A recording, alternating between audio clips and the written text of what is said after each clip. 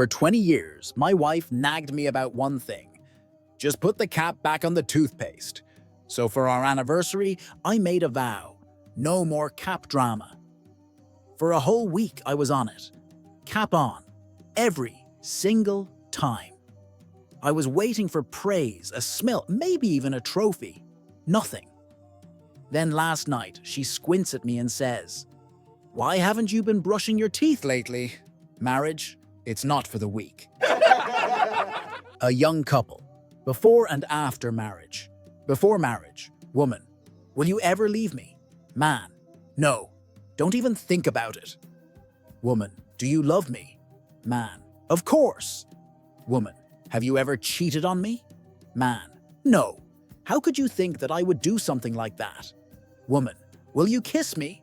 Man, every time I get the chance. Woman, will you hurt me? Man, are you insane? I'm not that type of person. Woman, can I trust you? Man, yes. Woman, oh darling. After marriage. Just rate before marriage from bottom to top. There was an Asian woman married to an English gentleman, and they lived in London. She wasn't very proficient in English, but managed to communicate with her husband. The real challenge came when she had to shop for groceries. One day, she went to the butcher and wanted to buy pork legs. Not knowing how to ask, she became a bit flustered and gestured to her thighs. The butcher understood and gave her the pork legs. The next day, she needed chicken, but again, she didn't know how to ask. She unbuttoned her corset to show a little more, and the butcher understood, giving her the chicken. On the third day, she needed sausages. Unable to communicate again, she decided to bring her husband along. P.S. What was she thinking? Her husband speaks English. Once, a husband came home late after drinking. He rang the bell. Wife, where have you been this late? I'm not opening the door. You can sleep outside tonight. Nearby, there was a well. Husband, if you don't open the door, I'll jump into the well. Wife, do whatever you want. I won't open the door. The husband picked up a big stone and threw it into the well. The wife quickly opened the door and rushed towards the well. The husband entered the house and locked the door. Wife, open the door or I'll shout and get people to gather here. Husband, let them gather. I'll ask you in front of them where you're coming from so late, dressed like that. The wife served breakfast to the husband and also handed him a tablet, saying, "Take this paracetamol after breakfast." Husband, "Why? I don't have a fever." Wife, "All right, then take this duene." Husband, "Come on, I don't even have gastric trouble." Wife, "Okay, take this Pudenhara. It'll give you immediate relief." Husband, "My dear, my stomach is perfectly fine." Wife, "Oh, but you should at least take CombiFlame. Any pain in your hands or legs will disappear in no time." Husband, "Are you crazy? Why all this sudden care and concern for me? Thanks, darling, but I'm totally fit, fresh and energetic." Wife, "Very good. Now take this broom and clean the cobwebs in all the rooms, and don't forget the loft, too." Guy gets out of prison, goes right to the nearest house, and meets the crusty old madam. She asked what he wants. He says, "I haven't had a woman in 10 years. I don't want young. I don't want pretty. I want a tough woman." The madam says, "Well, cowboy, that's me. Go down the street and get us a 6-pack of long necks, and meet me in room 7. The guy buys the beer and goes to room 7. The madam is on the bed, totally naked, on her hands and knees, with her back facing the door. The guy says, "I thought you wanted to have a few beers first." She responds, "Well, mister, you gotta open those bottles somehow." Brian confided in his best friend, Mike. "The spark is gone from my marriage." Mike suggested, "Why not spice things up and have an affair?" Brian hesitated. "But what if my wife finds out?" Mike replied, "It's the modern era, Brian. Be honest with her." So Brian went home and said, "Honey, I think an affair might bring us closer together." His wife responded, "Forget it. I've tried that before. It never worked." The husband and wife had a heated argument, and the husband stopped talking to his wife. The wife said, "I'll count to 10. If you don't start talking to me by then, I'm going to my mother's house." She began counting 1, 2, 3, and stopped at 8.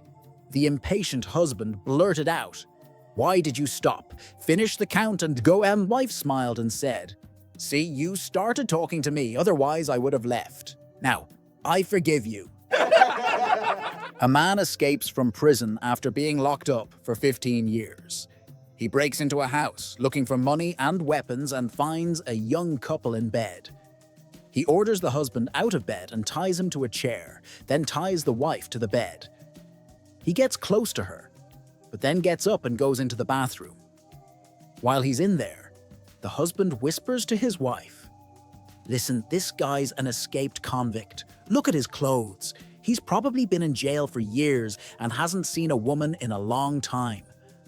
I saw how he was close to you. If he wants anything, just go along with it. We need to stay calm. He could be dangerous. Be strong, honey. I love you." To which his wife responds, "He wasn't being close to me. He was just talking to me. He told me he was gay, thought you were cute, and asked if we had any lotion.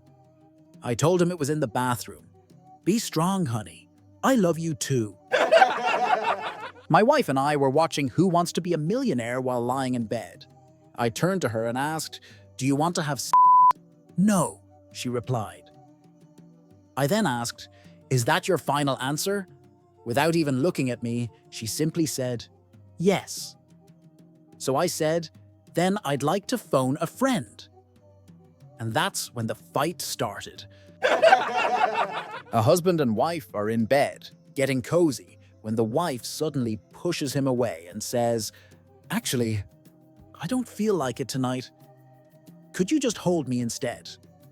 The husband, clearly frustrated, replies, "What? Why can't we ever just have some fun?" The wife responds, "This is so typical. You have no idea what it's like to be a woman. You just don't understand me." She then turns over and goes to sleep. The next day, the husband feels bad and decides to make it up to her. He says, "Let's go shopping. Pick out whatever you like." They head to a high-end store, and the wife tries on several outfits. She struggles to choose, so the husband says, "Take them all." She's thrilled and gives him a big hug. Next, they stop by the jewelry section. She admires a pair of diamond earrings, but the husband says, "Let's do better." He gets her a tennis bracelet worth twice as much. Feeling like she's had the perfect day, they head to the cashier. But then the husband turns to the cashier and says, "We've changed our minds. Could you put these back?" The wife, shocked, asks, "What's going on?" The husband smiles and says, "You thought I was buying all this? No. I just wanted you to hold them for a while. Now you know how I felt last night." A man brings his best buddy home for dinner unannounced at 7:30 p.m. after work. His wife, caught off guard, starts venting while his friend quietly listens. Wife, "The house is a mess. The dishes aren't done. I'm still in my pajamas, and I didn't plan to cook tonight. Why on earth would you bring him home without telling me?" Husband, "Well, he's thinking about getting married, and I promised him a demo." Sue phones her husband at work. "Dan, do you have time for a chat?" "Sorry, darling, this is not a good time. I'm about to go into a board meeting." "But this won't take long," Sue says. "I just want to tell you some good news and some bad news." "I really haven't the time," says Dan. "So just quickly tell me the good news." "Oh, all right then. The good news is that the airbag on your brand new Mercedes works very well." A lady was very sick in bed and asked her husband, "Honey, how long will it take for you to marry another woman if I die?" The husband replied, "Honestly, my love, I could only bring another woman after your grave is completely dry." A few days later, the lady passed away. True to his word, the husband visited her grave daily for 15 years, but the grave always appeared wet. One evening, while at the graveyard, he saw his brother-in-law with an empty bucket. Curious, he asked, "Hey, James, what are you doing here?" His brother-in-law replied, "I'm fulfilling my sister's wish. She asked me to come here every day and water her grave." The man fainted. A blonde went into an internet cafe to send a message to her mother overseas. When the man told her it would cost £30, she exclaimed, "I haven't got any money, but I'd do anything to get a message to my mother." The man arched an eyebrow. As we would expect. "Anything?" he asked. Yes, anything," the blonde promised. "Well then, just follow me," said the man as he walked towards the next room. The blonde did as she was told and followed the man. "Come in and close the door," the man said. She did. "Now get on your knees." She did. "Now take down my zipper." She did. "Now go on, take it out." She reached in and grabbed it with both hands, then paused. The man closed his eyes and whispered, "Well, go ahead." The blonde slowly brought her mouth closer, and while holding it close to her lips, tentatively said, "Hello, Mum, can you hear me?" While out one morning in the park, a jogger found a brand new tennis ball and, seeing no one around it might belong to, he slipped it into the pocket of his shorts. Later, on his way home, he stopped at the pedestrian crossing, waiting for the lights to change. A blonde standing next to him eyed the large bulge in his shorts. "What's that?" she asked, her eyes gleaming with lust. "Tennis ball," came the breathless reply. "Oh," said the blonde sympathetically. "That must be painful. I had tennis elbow once." A few years back, Andy was sentenced to prison. During his time inside, he earned a great reputation. Friendly with guards, helpful to inmates, just an all-around decent guy. The warden took notice. He arranged for Andy to learn a trade, and Andy took up carpentry.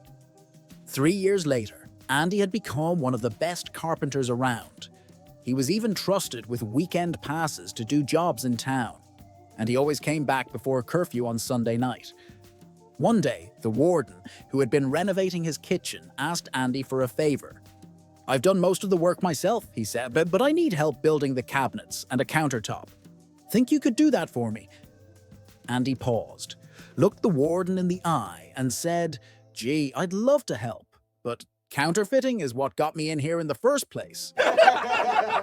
Little Mary was out walking with her grandma when they came across 2 dogs. Well, in a very close position on the sidewalk. "Grandma, what are those dogs doing?" Mary asked, wide-eyed.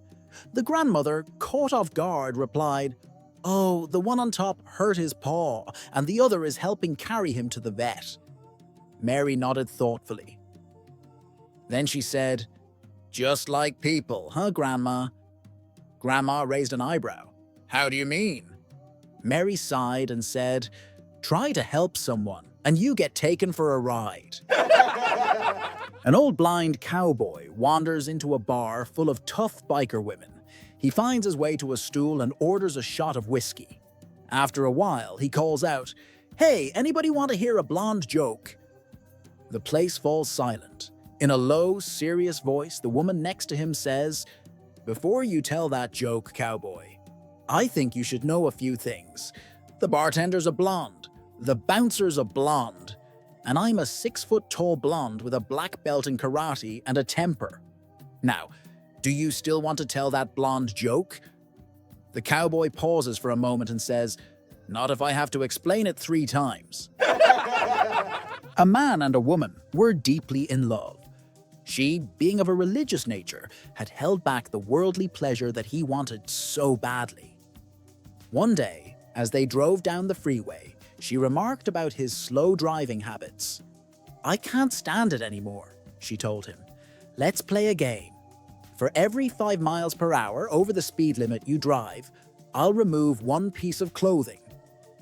He enthusiastically agreed and sped up the car. He reached the 55 mph mark, so she took off her blouse. At 60, off came the trousers. At 65, it was her underwear, and at 70, it was everything. Now seeing her without clothes for the first time and traveling faster than he ever had before, he became very excited and lost control of the car. He veered off the road, over an embankment, and wrapped the car around a tree. His girlfriend was thrown clear, but he was trapped. She tried to pull him free, but alas, he was stuck. "Go up to the road and get help," he said. "But I haven't anything to cover myself with," she replied. The man felt around, but could only reach one of his shoes.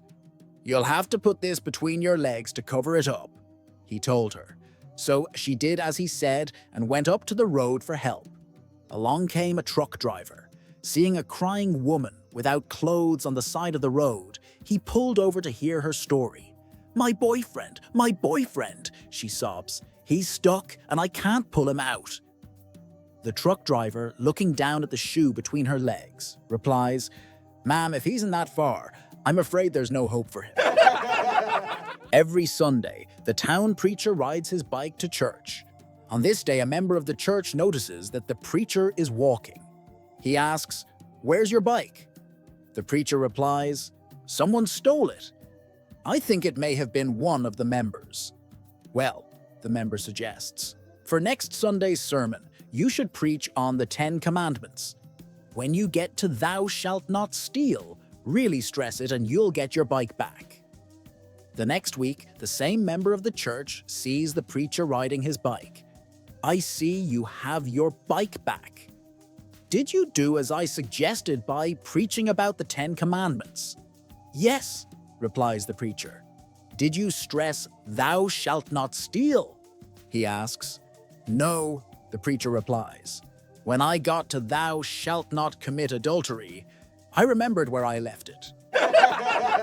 One day, a 5-year-old girl went to visit her grandmother.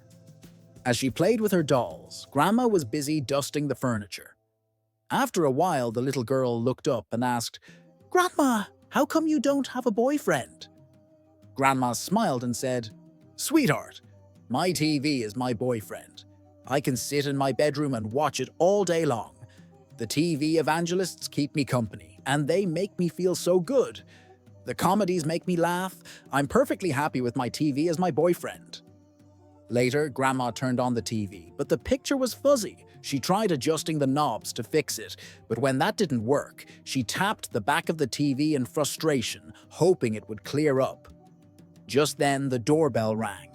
The little girl ran to answer it, and standing there was the grandma's minister. "Hello, young lady. Is your grandma home?" the minister asked kindly. The little girl nodded and replied, "Yeah, she's in the bedroom trying to fix her boyfriend."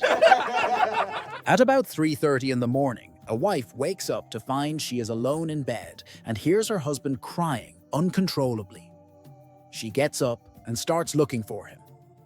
He's not in the bathroom, living room, or kitchen.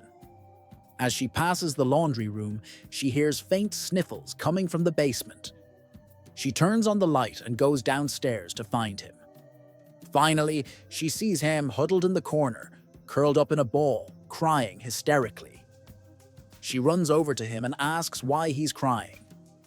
He says, "Do you remember when we got married 20 years ago?" She looks at him and says, "Yes." He says, "Well, a couple of months before, your dad said I could either marry you or go to jail." She replies, "I already know that. I don't see what the problem is." He says, "Don't you see? I would have gotten out today." A man walks into a craft chocolate shop and asks, "Can you make a chocolate model car for me?" The chocolatier smiles. "Of course, no problem. Could it look like the VW Beetle my dad used to drive?" "Great idea. I can definitely do that," the chocolatier replies. "And could you make it so the chocolate doors open, with detailed interiors, just like a plastic model car? Oh, and the bonnet and trunk should open too." The chocolatier pauses, considering, "That'll take some planning, but I think I can make it happen. And I'd love it if the wheels could roll, And when you turn the steering wheel, the wheels turn too. The chocolatier raises an eyebrow. That's pretty tricky in chocolate. I'll need to experiment a bit, but I'm up for the challenge. One last thing, the man adds. Can you make the chocolate windows move up and down when you turn the handles? The chocolatier laughs in disbelief. This is insane, but give me 3 weeks and I'll see what I can do.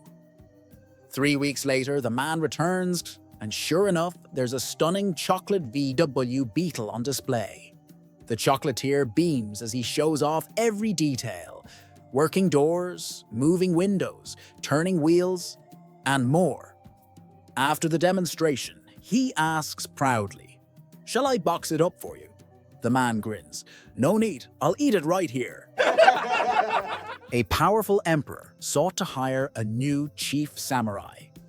Only 3 warriors came forward: a Japanese samurai, a Chinese samurai, and a Jewish samurai. "First samurai, show me your skills," commanded the emperor. The Japanese samurai stepped forward, opened a tiny box, and released a fly. In a flash, he unsheathed his sword, and with a swift motion, swish, the fly dropped to the floor, perfectly sliced in 2. The emperor clapped. "Impressive! Now, samurai number 2, your turn." The Chinese samurai confidently approached, opened his box, and let out another fly. With 2 quick strikes, swish, swish, the fly fell to the ground in 4 precise pieces. "Amazing!" exclaimed the emperor. "Now, samurai number 3, show me your skills." The Jewish samurai stepped up, opened his tiny box, and released a fly. With a grand flourish, he swung his sword in a mighty swoosh, creating a gust of wind that blew through the room. But the fly kept buzzing around, unharmed. Confused, the emperor asked, "What kind of skill is that? The fly is still alive." With a shrug, the Jewish samurai smiled and said, "Alive, sure, but trust me, now that fly won't be having any more kids."